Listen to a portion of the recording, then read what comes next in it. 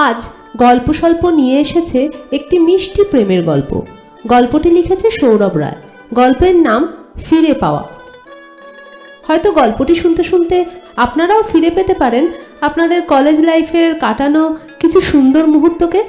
তাহলে চলুন শোনা যাক আজকে গল্প স্বল্প অরিজিনালে ফিরে পাওয়া।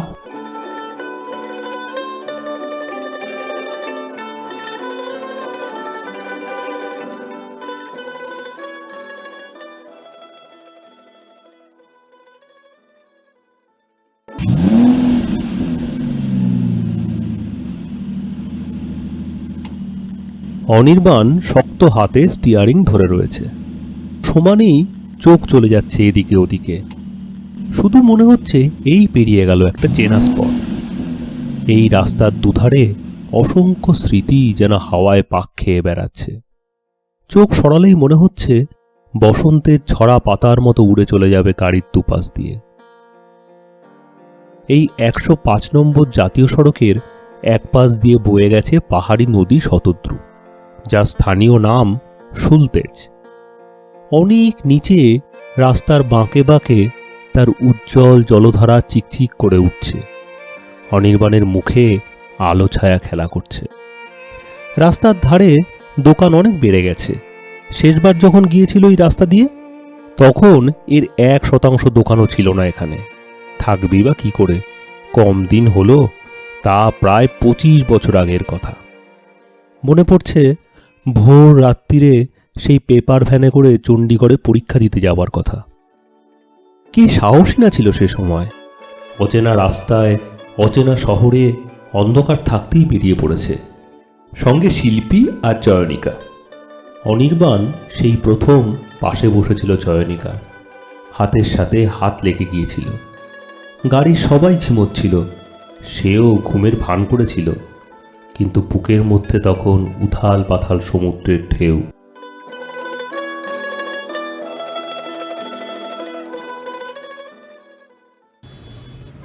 ভাবতে ভাবতেই হেসে ফেলল অনির্বাণ। পাশের সিটে বসা মেয়ে আত্রেই অবাক চোখে তাকিয়ে বলল, কি হয়েছে বাবা, হাসছো কেন? অনির্বাণ একটু লজ্জা পেয়ে গেল। মুখে বলল, আরে না না, কিছু না। আত্রেই মুচকি হেসে সুলতেজের দিকে মুখ ফেরালো। খানিক পরে পিছনের সিটে একবার দেখে নিয়ে বলল, উফ, এত সুন্দর একটা রাস্তায় মা যে কি করে ঘুমিয়ে পড়ে। ও মা, ও মা, ওঠো না। অনামিকা পেছনের সিট থেকে ঘুম জড়ানো গলায় বিরক্ত মুখে বলল, একটু ঘুমোতে দে, কাল সারা রাত দু চোখের পাতা এক করতে পারিনি। অনামিকার এই এক সমস্যা। সকালে কোথাও যাবার কথা থাকলেই রাতে ঘুম হয় না। চোখ বুঝলেই মনে হয় এই সকাল হয়ে গেছে, কিংবা কোনো একটা অদরকারি জিনিস কোথায় ঢুকিয়েছে বা আদৌ ঢুকিয়েছে কিনা তাই নিয়ে টেনশন চলতে থাকে মনের মধ্যে। যত বয়স বাড়ছে তত বাড়ছে এই সমস্যা। অবশ্য কদিন ধরেই মনটাও ভালো নেই অনামিকার। একমাত্র মেয়ে আত্রেই এনআইটিতে কেমিক্যাল ইঞ্জিনিয়ারিংয়ে চান্স পাওয়াতে উভয় সংকটে পড়েছে অনামিকা। আত্রেইকে ঘিরেই তার দিন কাটে। একবার ভেবেছিল বাড়ির কাছের কলেজেই ভর্তি করে দেবে সায়েন্সের যে কোনো একটা স্ট্রিম নিয়ে, কিন্তু এনআইটিতে চান্স পাওয়ায় মেয়ের ভবিষ্যতের কথা ভেবে আর বারণ করতে পারেনি সে। অনির্বাণও তাই চায়। বলেছিল, আরে মোটে তো 5 ঘন্টার পথ। প্রত্যেক সপ্তাহে তোমাকে আমি ড্রাইভ করে মেয়ের সঙ্গে দেখা করিয়ে নিয়ে আসবো, ঠিক আছে? অনামিকা শুনে হেসেছিল। প্রত্যেক দিন 12-13 ঘন্টা কাজ করার পরে সানডেতে যে বাজারটুকুও যেতে চায় না, সেই যাবে কিনা 5-10 ঘন্টার লং ড্রাইভে। কিন্তু মুখে কিছু বলেনি অনামিকা, কারণ সে জানে প্রাইভেট ব্যাংকের ব্রাঞ্চ ম্যানেজারের চাপ কীরকম। অনির্বাণ আবার 25 বছর আগের ভাবনায় ডুবে গিয়েছিল।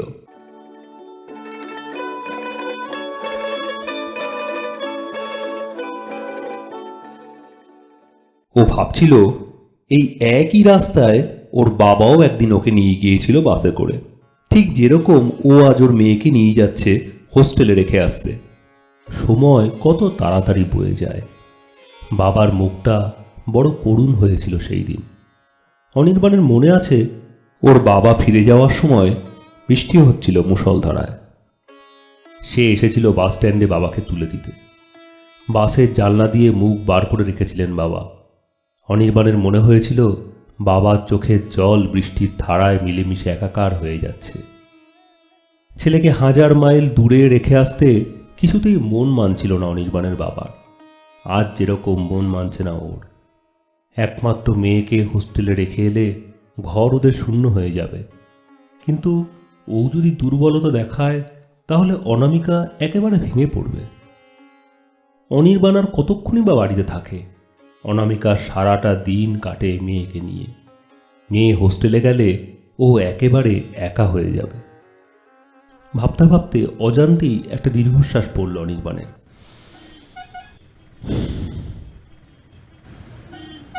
অনেকক্ষণ থেকে একটা গাড়ি পেছন থেকে হর্ন দিচ্ছে ওভারটেক করার জন্যে।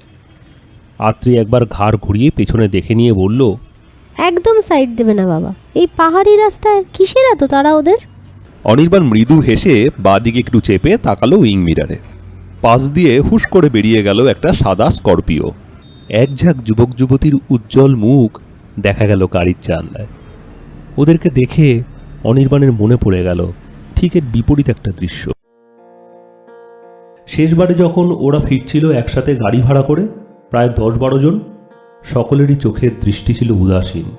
চোখের জল চাপতে ঘন ঘন মুখ লুকাচ্ছে চয়নিকা। আর কতটুকু সময়? এই পথটুকু শেষ হলে কালকা থেকে কালকা মেল ধরে হাওড়া। তারপর যে যার বাড়ির উদ্দেশ্যে বিচ্ছিন্ন হয়ে যাবে চিরদিনের মতো।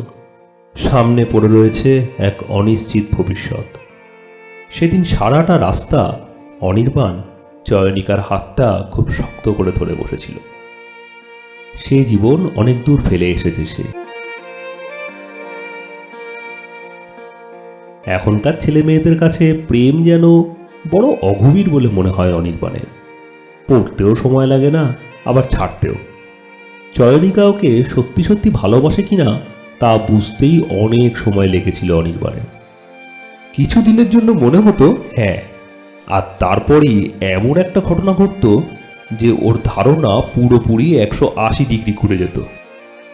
এই রকমই এক হ্যাঁয়ের সময় অতি উৎসাহে অনির্বাণ রাস্তায় একদিন চয়নিকার হাত ধরে ফেলল। চয়নিকা এক ঝটকায় ওর হাত ছাড়িয়ে নিয়ে বলল, এই ভারী অসভ্য ছেলে তো তুই, আর কোনোদিন আমার সাথে কথা বলবি না। বলেই গটগট করে চলে গেল। আর অনির্বাণ বোকার মতো কিছুক্ষণ হাঁ করে দাঁড়িয়ে থেকে হোস্টেলে ফিরে এলো। এরপর প্রায় 1 সপ্তাহ ওর সাথে কথা বলেনি চয়নিকা, না ডিপার্টমেন্টে না ফোনে। অনির্বাণ যখন ধরেই নিয়েছিল যে সব শেষ, তখন হঠাৎ একদিন চয়নিকার ফোন এলো। কাঁপা কাঁপা হাতে ফোন ধরেছিল অনির্বাণ। ওপাশ থেকে সহজ গলায় চয়নিকা বলেছিল, কিরে, ক্লাসে আসছিস না কেন?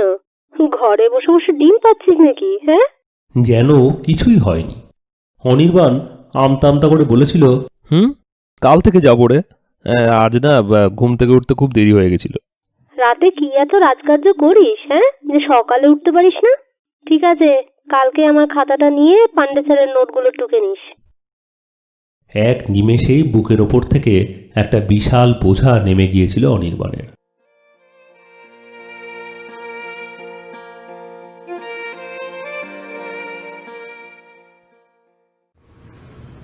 গাড়ি চালাতে চালাতে ফিক করে হেসে ফেলল অনির্বাণ। তারপরই আর চোখে একবার তাকিয়ে দেখল আত্রেয়ীর দিকে। আত্রেয়ী মোবাইল ফোন নিয়ে ব্যস্ত। এখনকার ছেলে মেয়েদের অনেক সুবিধা, ফেসবুক, ইনস্টা আর হোয়াটসঅ্যাপের যুগে। ঝট করে ফ্রেন্ড করে নাও, আর তারপরেই ঘন্টার পর ঘন্টা আড্ডা মেরে যাও ফোনে। মাস্টার ডিগ্রি করার সময় প্রথম ফোন কিনে দিয়েছিল অনির্বাণকে ওর বাবা। ছেলে প্রথম বাড়ি থেকে এত দূরে গিয়ে থাকবে, দুবেলা খবরটা যেন নেওয়া যায়। সে ফোনে কেবল ফোন করা চলতো আর SMS। পয়সা ভরতে হতো খুব হিসেব করে। মিসড কল ছিল এর একটা বড় সলিউশন। মিসড কলে ভাবের আদান প্রদান চলত। মিসড কলের উত্তরে মিসড কল পাঠাতে দেরি হলে পরের দিন ক্লাসে একজনের মুখ ভার হয়ে থাকতো। কি রে, কি করছিলিস কাল সন্ধেবেলা? সারা সন্ধে ক্যারাম না পিটিয়ে একটু পড়াশোনা করতে পারিস তো? ক্যারাম কই না তো, দেখ, আমাকে বেশি গুল মারিস না, তোর ভালোর জন্যই বলছি, পরীক্ষা কিন্তু বেশি বাকি নেই। আরে না রে, সত্যি বলছি, পড়তে পড়তে না মাথাটা কেমন জাম হয়ে গিয়েছিল, তাই একটুখানি ছাদে গিয়েছিলাম হাওয়া খেতে। ফিরে এসে দেখি তোর গাদা গুচ্ছের মিস কল। উত্তর দিতে একটু দেরি হয়েছে বলে অত রাগ করছিস কেন বাবা? ও, বিড়ি ফুঁকতে গেছিলি তো? গাড়ি চালাতে চালাতেই নিজের মনে হাসতে থাকলো অনির্বাণ। এক মিসড কলের ভেতর দিয়ে একজনের জীবন রহস্য সমস্তই অবলীলায় ধরা পড়ে যেত আরেকজনের কাছে। কত বদলে গেছে এখনকার পৃথিবী। সেদিনই আত্রেই বলল ওর এক বন্ধুর দাদু মারা গেছে। বন্ধুটি শ্মশানে দাদুর মৃতদেহের সাথে সেলফি তুলে ফেসবুকে পোস্ট করেছে, গ্র্যান্ডপা ডেড ফিলিং স্যাড। কোন দিকে চলেছে এখনকার ছেলেমেয়েরা, অনির্বাণ ভেবে কুল পায় না। পেছন সিট থেকে অনামিকা বলে উঠল, আর কতক্ষণ লাগবে পৌঁছতে? দাঁড়াও, গুগল ম্যাপ দেখে বলছি। হ্যাঁ, এখনো 2 ঘন্টা লাগবে বলছে, সামনের রাস্তায় জ্যাম আছে। তাই বল, না হলে তো ঘন্টাখানেকের বেশি লাগবার কথা নয়। এই বলে অনির্বাণ অনামিকার দিকে মুখ ফিরিয়ে বলল, এই সামনের ধাবাতে নেমে কিছু খেলে হতো না? রাস্তাটা অর্ধচন্দ্রাকার, ধাবাটা সামনের ইউটার্নের ঠিক আগেই, দূর থেকেই দেখা যাচ্ছে। না, আমি কিছু খাবো না। উফ, আমার ভীষণ মাথা ধরেছে। তুমি আর জিয়া কিছু খেলে খেয়ে এসো। জিয়া আত্রেয়ীর ডাক নাম। অনির্বাণেরও খিদে কিছু পায়নি।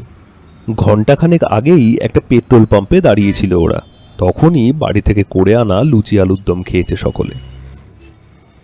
আসলে সামনের ধাবাটার সাথে অনেক দুষ্টু মিষ্টি স্মৃতি জড়িয়ে আছে, তাই অনির্বাণ নামবার লোভ সামলাতে পারল না। তবে ধাবাটা অনেক বদলে গেছে। 25 বছর আগে 4 দেওয়ালের ছোট্ট একটা ঘরের সামনে বেঞ্চি টেবিলগুলো খোলা আকাশের নিচেই পড়ে থাকত। এখন সামনের প্রায় সব জায়গাটা জুড়ে বিশাল হল, টেবিল চেয়ার পাতা রয়েছে সার বেঁধে। সামনের কাউন্টারে বসা সর্দারজির কাছ থেকে কুপন কেটে টেবিলে গিয়ে বসতে হবে। যতবার ওরা এই রাস্তা দিয়ে যাতায়াত করেছে, প্রত্যেকবার এই ধাবা থেকে কিছু না কিছু খেত। খাবার শেষে সব বন্ধুদের কাছ থেকে চাঁদা তুলে অনির্বাণই পে করত। সবার কাছ থেকে টাকা নিলেও একজনের কাছ থেকে টাকা নিতে ওর পৌরুষে বাধ্য। বন্ধুরাও অবশ্য ছেড়ে কথা বলতো না, সারা রাস্তা পেছনে লেগে অস্থির করে তুলত। বাবা মেয়ে 2 কাপ চা খেয়েই ফিরে এলো।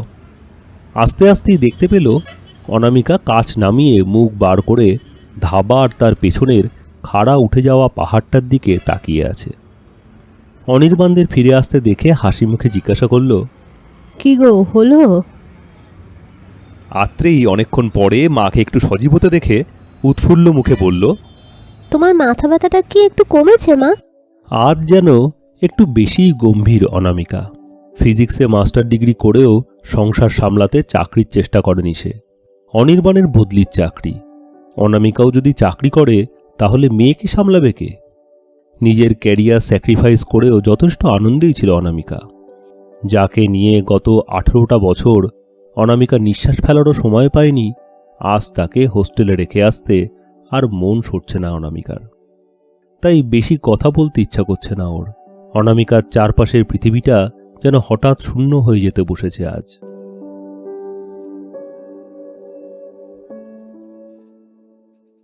মা, একবার বাইরে বেরিয়ে এসো না, দেখো না চারিদিক কি সুন্দর। এই ধাবাটায় ভারী বেমানান, তাই না বাবা? অনির্বাণ কি বলবে বুঝতে না পেরে চুপ করে দাঁড়িয়ে রইল। অনামিকা তাড়া দিয়ে বলল, কি হলো তোমাদের? চলো, আবার যে ফিরতে হবে আমাদের। অনামিকার কথায় সম্বিত ফিরে পেয়ে আবার গাড়িতে উঠল অনির্বাণ আর আত্রেয়ী। আজ ওখানে থেকে গেলে হতো না? আবার এতটা রাস্তা ফিরতে হবে, রাত হয়ে যাবে। কিন্তু থাকবে কোথায়? গেস্ট হাউসে তো জায়গা পাওয়া যাবে বলে মনে হয় না। সে একটা ব্যবস্থা হয়ে যাবে, শুধু তুমি রাজি থাকলেই হলো। আত্রেয়ী এবার পেছনে মায়ের পাশে বসেছিল। সে অনামিকার কোমর জড়িয়ে ধরে বলল, মা রাজি, শুধু আজকেই নয়, কালকের দিনটাও থেকে যাও না বাবা। ওরে বাবা, তাহলে আর চাকরি থাকবে না। আর বেশি কিছু কথা হলো না ওদের। অনামিকা বাকি পথটা মেয়েকে ডুজ আর ডোন্টস বোঝাতে বোঝাতে চলল। তাদের কথোপকথন মাঝে মাঝে কানে আসছিল অনির্বাণের। মন দিয়ে পড়াশোনাটা করিস, নতুন বন্ধুদের পেয়ে পড়াশোনাটাকে ডকে তুলিস না, বুঝলি? উফ মা, তোমার সেই একই কথা, পড়াশোনা কেন ডকে উঠবে? এত দূরে তোমাদের ছেড়ে পড়াশোনা করব বলেই তো এসেছি নাকি? কথাটা শুনে অনির্বাণের মনে পড়ে গেল একই ধরনের কথা তাকেও একসময় শুনতে হয়েছে এই রাস্তা দিয়ে যেতে যেতে। একই রকমভাবে আরও কত ডুজ আর ডোন্টস শুনতে শুনতে যেতে হতো বাড়ি যাওয়ার সময়। লেখাপড়া একেবারে ডকে তুলে দিস না। দিনে 2টোর বেশি সিগারেট একদম নয়, বেশি খেলে কিন্তু বাড়িতে ফোন করে বলে দেবো। আর সবচেয়ে ইম্পর্টেন্ট, কিছুক্ষণ বাদে বাদেই আমার বাড়িতে ফোন করবি না, মা কিন্তু সন্দেহ করবে। আর করলেও একটু ভালো রকমের অজুহাত খুঁজে করবি, বুঝলি হাদারাম? অথচ দেখা যেত অনামিকাই দিনে 4-5 বার করে ফোন করছে নানা হাস্যকর অজুহাতে। এই সব সুখস্মৃতি ভাবতে ভাবতে অনির্বাণ নিজের মনেই হাসতে লাগল।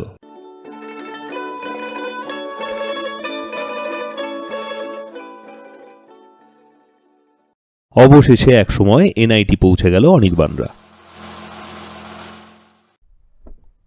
এনআইটির সামনেটা একদম বদলে গেছে। 25 বছর আগের সাথে কোনো মিল নেই। বিশাল রাজকীয় গেট দিয়ে অসংখ্য ছেলে মেয়ে ও তাদের বাড়ির লোকেরা স্রোতের মতো ঢুকছে বেরোচ্ছে। অ্যাডমিশনের সময় বলেই মনে হয় এত ভিড়। শুধু ঠিক মেন গেটের পাশের সেই বিরাট পাইন গাছটা আজও একই রকম আছে, কিন্তু তার পাশের সেই সাইকেল স্ট্যান্ডটা আর নেই, যার নিচে একবার প্রবল বৃষ্টিতে ওরা আশ্রয় নিয়েছিল।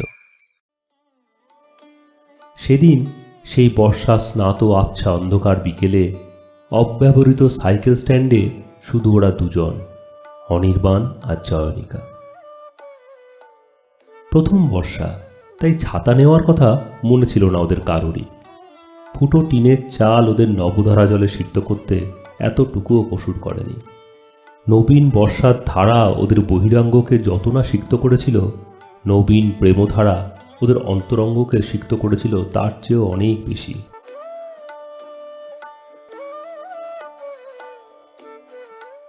সেই দিনের শিহরণ আজ এত বছর বাদে আবার অনুভব করল অনির্বাণ। গাড়ি পার্ক করে ডিকি থেকে ব্যাগ দুটো নামালো অনির্বাণ। কি ভীষণ ভারী করেছিস রে ব্যাগ দুটো। হ্যাঁ রে, ইট পাথর পড়েছিস নাকি এর মধ্যে? মাকে জিজ্ঞেস করো, রাইস কুকার থেকে শুরু করে কি দেয়নি। ওহো, তোর মাকে নিয়ে আর পারা গেল না। অনামিকা অন্যমনস্ক হয়ে পড়েছিল। বাবা মেয়ের রসিকতায় যোগ দিল না। অন্য সময় হলে অকাট্য যুক্তি দিয়ে ওদের চুপ করিয়ে দিত। সোজা রাস্তাটা কিছু দূর গিয়ে সামনের উঁচু ঢিবিটাতে ধাক্কা খেয়ে দুদিকে ভাগ হয়ে গেছে। বাঁ দিকে অ্যাডমিনিস্ট্রেটিভ আর একাডেমিক সেকশন, আর ডান দিকে গার্লস হোস্টেল, গেস্ট হাউস আর প্রফেসর্স কোয়ার্টার। পাহাড়ের কোলে ছড়ানো ছিটানো বিল্ডিংগুলো, সারা কম্পাউন্ড জুড়ে পাইন, দেবদারু আর ইউক্যালিপটাস গাছের বন।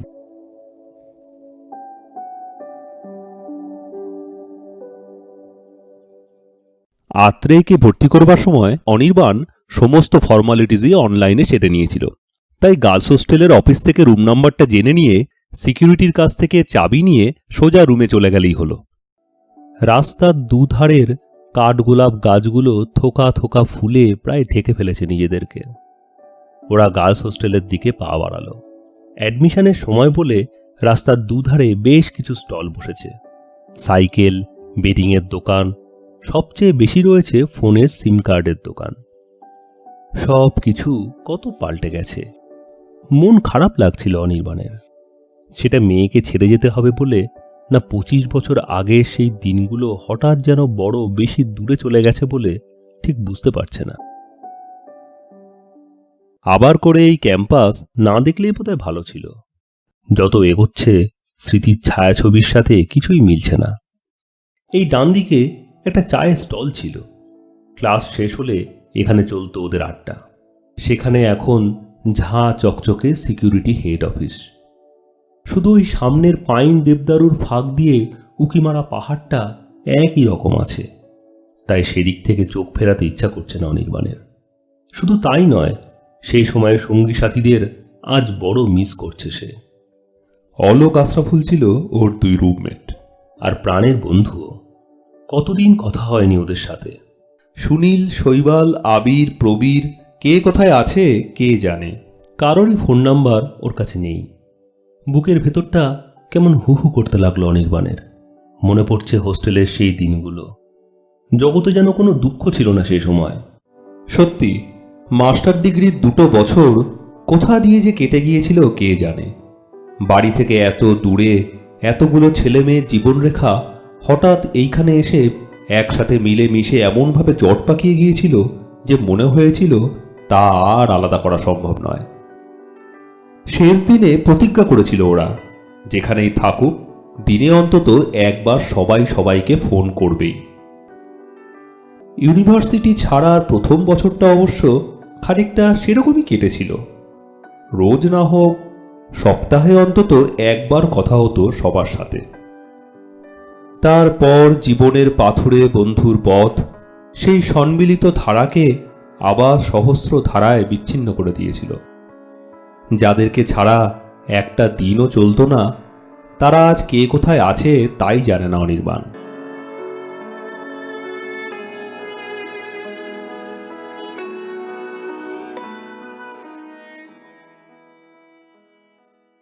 রাস্তার বাঁকের মুখেই ফিজিক্স ডিপার্টমেন্ট। বিল্ডিংটা দেখার জন্য ভেতরটা ছটফট করছিল অনির্বাণের। চড়াই রাস্তা আর বয়স না বাড়লে এক দৌড়ে বিল্ডিংটার সামনে গিয়ে দাঁড়াতো সে। বিল্ডিংটা দেখে মনটা কিছুটা ভালো লাগলো অনির্বাণের। একতলা বিল্ডিং দোতলা হয়েছে, কিন্তু বাড়ির প্যাটার্নটা একই রকম আছে। সামনের ফাঁকা জায়গাটায় অনেক গাছ লাগানো হয়েছে। সেই পায়ে চলা রাস্তাটা কোথায় গেল, যেটা ফিজিক্স ডিপার্টমেন্ট থেকে গার্লস হোস্টেলের দিকে চলে যেত বড় রাস্তার সমান্তরালে?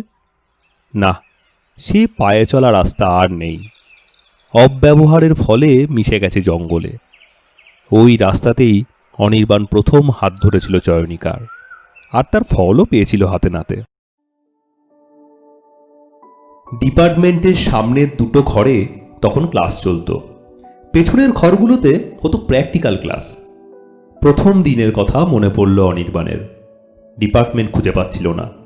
বয়েজ হোস্টেল থেকে একাই এসেছিল সে, একটাও বন্ধু হয়নি তখনও। হঠাৎ পেছন থেকে একটি মেয়ে ডাক দিল তাকে। अंकल फिजिक्स डिपार्टमेंट किस तरफ आपको पता है? অনির্বাণ মৃদু হেসে বলেছিল, मैं भी ढूंढ रहा हूं। পরে দেখা যায় যে মেয়েটি ওরই ক্লাসমেট। এতটুকুও বিস্মিত হয়নি সেদিন অনির্বাণ আঙ্কেল ডাক শুনে, কারণ তার চেহারাটা বরাবরই একটু বড় সড়ো। কাকা জ্যাঠা ডাক ট্রেনে বাসে অনেকবার শুনেছে সে, কিন্তু সেই গল্প নতুন বন্ধুদের সাথে করতেই হাসিতে ফেটে পড়েছিল একটি মেয়ে। অপূর্ব সাবলীল তার হাসির ধরন। মেয়েটির হাসি মনের কোনো এক সূক্ষ্ম তন্ত্রীতে অনুরণন সৃষ্টি করেছিল অনির্বাণের। এই প্রথম চয়নিকার সাথে ওর পরিচয়। ভালো ছবি আঁকত অনির্বাণ। ক্লাসের ফাঁকে বন্ধুদের পোর্ট্রেট আঁকত খাতার পেছনে। একদিন ফাঁকা ক্লাসরুমে 3টি মেয়ে ওকে ধরেছিল ছবি আঁকবার জন্য। বাকি 2জনের মুখ পেনের আঁচড়ে খাতার পাতায় ফুটিয়ে তুলতে বেগ পেতে হয়নি অনির্বাণকে, কিন্তু আর একজনের মুখ কিছুতেই আঁকতে পারছিল না সে। তার গভীর কালো 2 চোখের মধ্যে কোথায় যেন হারিয়ে যাচ্ছিল অনির্বাণ বারে বারে। চয়নিকা ব্যঙ্গ করে বলেছিল, এই তুই ছবি আঁকিস? অনির্বাণ একটুও না ভেবে বলেছিল, তো চোখ দুটো বড় সুন্দর, এত সুন্দর চোখের ছবি আমি আঁকতে পারবো না, বলেই খুব লজ্জা পেয়েছিল।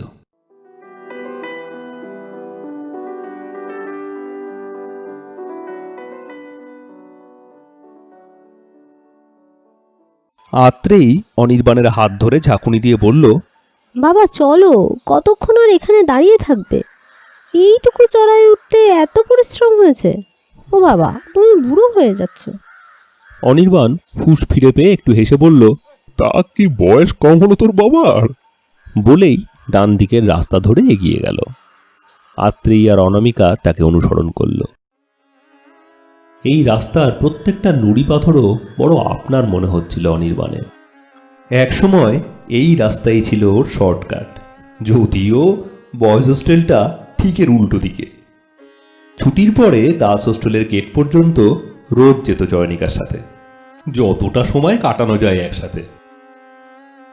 ফিরবার পথে মনে হতো সামনের রাতটা বড্ড বড়। ওই তো সেই বাস স্ট্যান্ডটা। বুকটা ছ্যাদ করে উঠল অনির্বাণের। ফার্স্ট ইয়ারের ঠিক আগে মনের সেই উচাটন অবস্থাটা এত বছর বাদেও আবার অনুভব করল অনির্বাণ।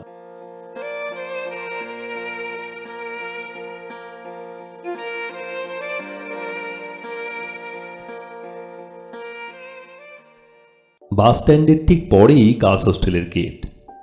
এখান থেকেই ইউনিভার্সিটির বাস যাওয়া আসা করত শহরে, দিনে দুবার করে। বাস স্ট্যান্ডের সামনে রাস্তার ওপারে প্রথমেই পাইন আর দেবদারুর জঙ্গল, তারপরেই ধাপে ধাপে নেমে গেছে গভীর খাদ। বাস স্ট্যান্ডে বসলে গাছপালার ফাঁক দিয়ে দেখা যায় স্তরে স্তরে সাজানো হিমালয়ের অসংখ্য নাম না জানা চূড়া। এইখানটাতে এসে অনির্বাণ বলল, আমাকে তো গার্লস হোস্টেলে ঢুকতে দেবে না, তোমরাই যাও, আমি এইখানটাতে একটু বসি। অনামিকা রাত্রেই গার্লস হোস্টেলের দিকে চলে গেল, আর অনির্বাণ এসে বসল বাস স্ট্যান্ডে। ওপরের ছাউনিটা বদলেছে, বসার জায়গাটাও বদলেছে, কিন্তু বাকি সব একই রকম আছে। উল্টো দিকের পাহাড়ের শ্রেণী দেখতে দেখতে অনির্বাণ ভাবছিল, এই অপার্থিব হিমালয়ের কোলে এসে পড়লে অত্যন্ত আনরোমান্টিক মানুষও প্রেমে পড়তে বাধ্য। সে অবশ্য বরাবরই রোমান্টিক। ভাবতে ভাবতে আবার ফিরে গেল ২৬ বছর আগের ফার্স্ট ইয়ারের পরীক্ষার ঠিক আগে। ওদের খুব ভালো বন্ধু শিল্পী দুজনকে আলাদা আলাদা করে ডেকে বলেছিল, তোরা একটা ফসলা করে ফেল এখনই, না হলে কিন্তু ফেল করবি। শিল্পী ছিল চয়নিকার রুমমেট। সে ওর মনের অবস্থাটা আঁচ করেই অনির্বাণকে কথাগুলো বলেছিল। কথাটা শুনে অনির্বাণ বেশ নিশ্চিন্ত হয়েছিল, কেননা চয়নিকাকে সে পুরোপুরি ভরসা করতে পারছিল না। চয়নিকা যেন ধরা দিত না ওর কাছে। কয়েকদিন আগে গভীর রাত পর্যন্ত ফোনে চয়নিকার সাথে গল্প চলছিল। ফোনটা অবশ্য শুরু হয়েছিল পড়াশোনার বিষয়ে আলোচনা করতেই, কিন্তু অল্প সময় পরেই তা স্রেফ গল্পে পরিণত হয়েছিল। কারোরই ফোন রাখতে ইচ্ছা করছিল না। শেষে চয়নিকাই বলল, ওরে বাবা, অনেক দেরি হয়ে গেল রে, এবার শুতে যাই। কাল আসছিস তো ডিপার্টমেন্টে? বাকি গল্পগুলো কালকেই শুনবো। তুই এত দেরি করিস কেন আসতে? একটু আগে আগে আসতে পারিস না? কেন, তুই কি আমার জন্য অপেক্ষা করে থাকিস? দূর, বাজে বকিস না, রাখছি। বাকি রাতটা আর ঘুম আসেনি অনির্বাণের। সে কনফিউজড। চয়নিকা কি সত্যি সত্যি তাকে বিশেষ কোনো চোখে দেখে, নাকি শুধু ভালো বন্ধু? সে কি চয়নিকাকে বলবে তার মনের কথা? কিন্তু যদি চয়নিকা তাকে ভালো না বেসে থাকে, তাহলে বন্ধুত্ব নষ্ট হয়ে যেতে পারে। এটা সে চায় না। এই এতটা আন্তরিকতা কোনো মেয়ের কাছ থেকে আর কখনো পায়নি সে। তাই চয়নিকা যদি তাকে না চায়, একতরফাই ভালোবেসে যাবে সে চিরকাল। আবার ভাবল, এতটা ভুল বুঝবে সে? সারা রাত সে গত 1 বছরের অনেক ছোট ছোট ঘটনা বিচার বিশ্লেষণ করে দেখল। যত ভাবল ততই তার মনে হতে লাগলো সে ভুল ভাবছে না। কিন্তু কি করে শিওর হবে যে চয়নিকার মনের অবস্থাটাও ওরই মতো? একবার ভাবল সোজাসুজি জিজ্ঞাসা করবে সে, কিন্তু এত সাহস ওর নেই। যদি মুখের ওপর না বলে দেয়? অনেক ভেবে ভোর রাতে সে একটা SMS পাঠালো চয়নিকাকে। অনেকবার করে লিখে আর মুছে সব শেষে বাংলা গানের এক কলি লিখল, চোখে চোখে শুধু কথা বলো, মুখে কিছু বলো না, মনও নিয়ে খেলা করো, এ কি ছলো না।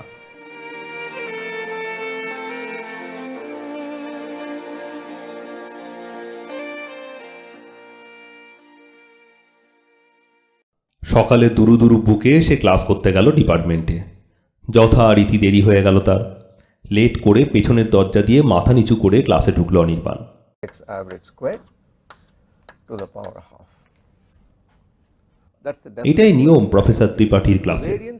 দেরি করে এলে পেছনের দরজা দিয়ে ঢুকে লাস্ট বেঞ্চে বসে পড়তে হবে। স্যারের অনুমতি চাইবার দরকার নেই। ক্লাসের ছন্দ কেটে দিয়ে আসবো করা যাবে না। একেবারে সামনের বেঞ্চে বসে আছে চয়নিকা, মন দিয়ে পড়া শুনছে। অনির্বাণের বুক দুরু দুরু করছে উত্তেজনায়। চুপ করে বসে থাকতে পারছে না সে।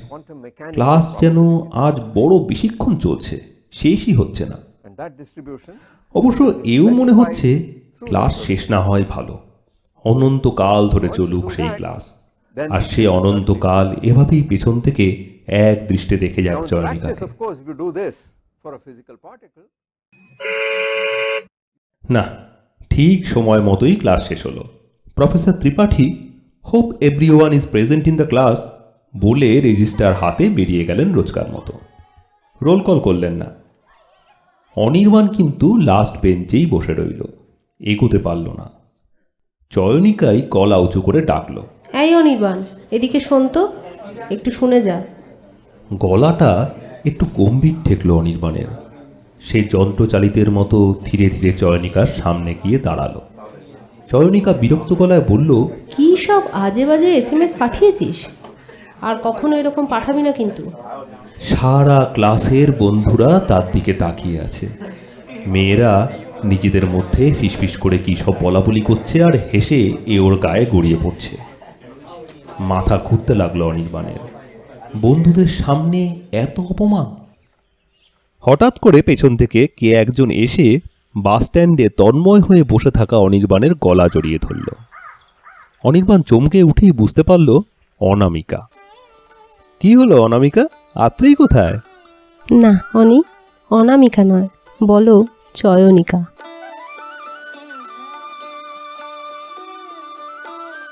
মনে আছে এই বাস স্ট্যান্ডটার কথা? ঠিক এইখানটাতেই একটা সাধারণ কথা বলতে তুমি কতবার ঠক্কর খেয়েছিলে।